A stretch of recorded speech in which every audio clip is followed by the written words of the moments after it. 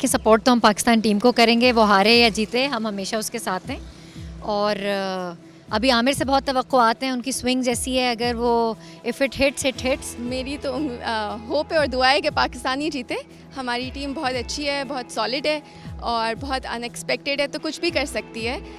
बस उनको हिम्मत नहीं हारनी चाहिए और ये वर्ल्ड कप जैसा ही बहुत इम्पोर्टेंट मैच है, तो इंशाल्लाह हम जीतेंगे। मोहम्मद आमिर से बहुत एक्सपेक्टेशंस हैं, वो आके उसने काफ़ी अच्छा खेल रहा है अभी सो फार, और इतने अरसे बाद उसको हम लोग देख रहे हैं खेलते हुए, तो उससे बहुत एक्सपेक्टेशंस हैं। देखेंगे, इंशाल्लाह जीतेंगे हम। इंशाल्लाह होप फॉर द बेस्ट। और आमिर की बॉलिंग वाकई बहुत ज़बरदस्त है और अल्लाह का सपोर्ट हुआ तो ज़रूर जीतेंगे। पाकिस्तान जिंदाबाद। मैं बहुत शौक से मैच क्रिकेट देखती हूँ और मुझे बहुत शौक है, मुझे अभी थोड़ी देर का इंतज़ार है कि कब मैच शुरू होगा, और इंशाल्लाह हमारा पाकिस्तान जीतेगा और सरफराज जीतेगा। हमारे सारे प्लेयर बहुत अच्छे हैं, इंशाल्लाह पाकिस्तान जीतेगा।